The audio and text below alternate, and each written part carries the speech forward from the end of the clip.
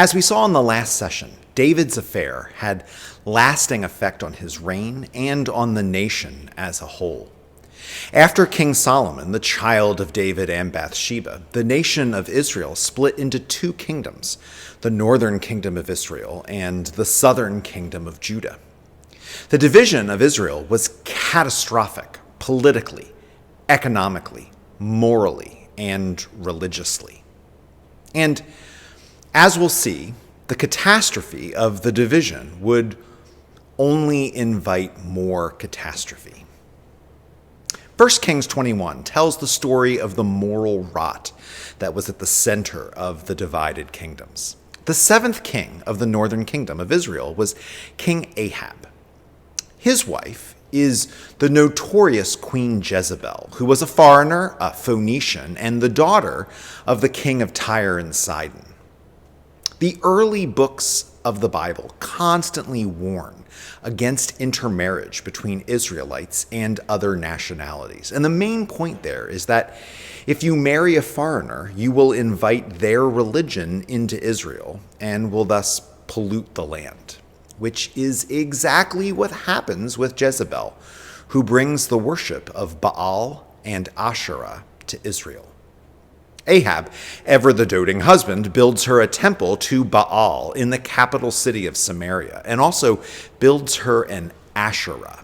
Interestingly, we don't know exactly what an Asherah is. Some people think it was a post or a pole, maybe some sort of a decorated tree. Asherah was a major female goddess in the ancient Near East, and an act of devotion to her was setting up an Asherah. We just don't know exactly what that was. But Jezebel and Ahab did, and they set them up.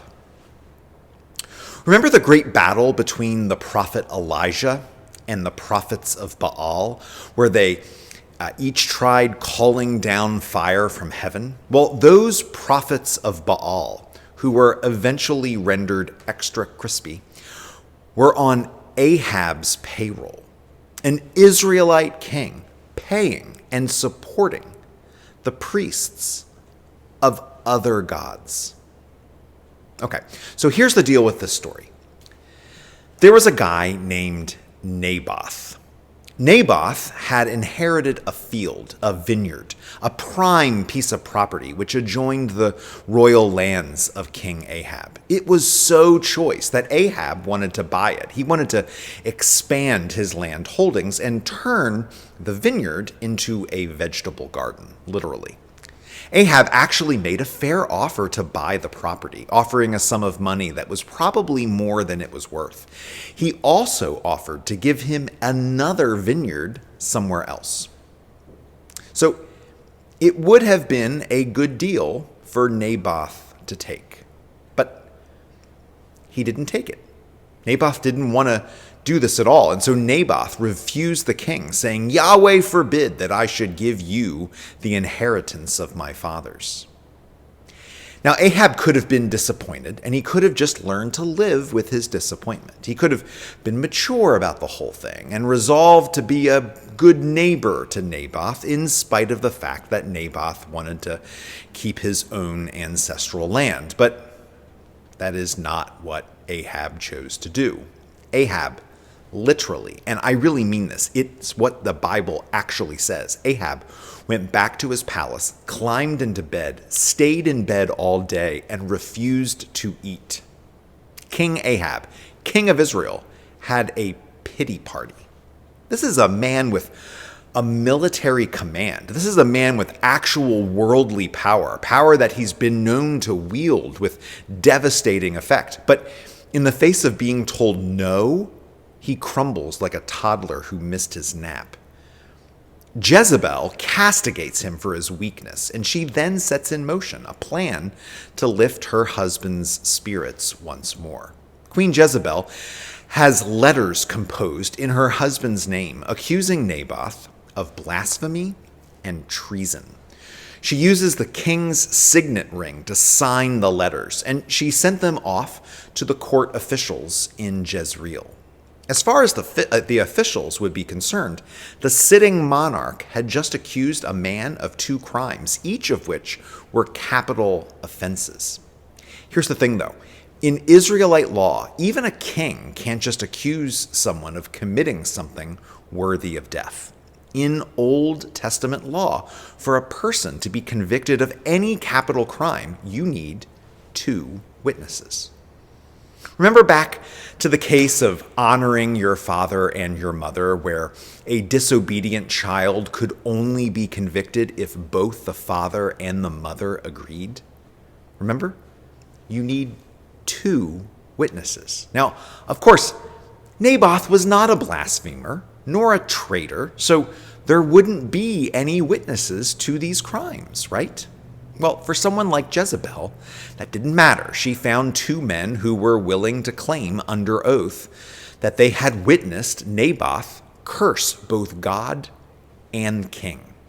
With royal charges and 2 witnesses conspiring against him, Naboth is rendered guilty. He and his whole family are taken outside the city, and they are all stoned to death. Because these charges are so severe, and because Naboth's entire family is killed with him for these crimes, there is no next of kin for his property to be transferred to. Thus, it automatically becomes property of the crown. And so, Ahab got his field, his vineyard, his vegetable garden, but only through treachery and the violation of the 9th commandment. You shall not be a false witness. This commandment, as given to Moses on Mount Sinai, was all about keeping things like what happened here from happening.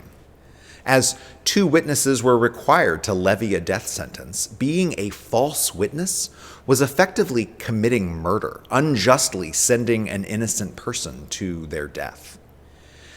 In more modern times, we've expanded our understanding of this law to be about lying in general, and certainly about lying under oath.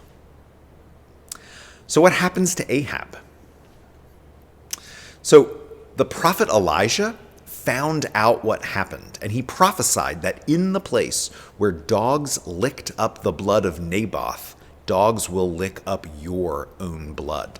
Ahab actually repented of his actions, not probably for any sincere reason other than he had been caught, and a prophet of God was telling him that he was going to pay a steep price for his actions. But for his repentance, God allowed him to remain on his throne. But Ahab's son Omri would be the last king of his house, the end of the line. Ahab is eventually killed in battle, and when his bloody chariot is brought back to Israel, dogs find the chariot placed in the exact place where Naboth had been executed, and those dogs lick his blood off the chariot.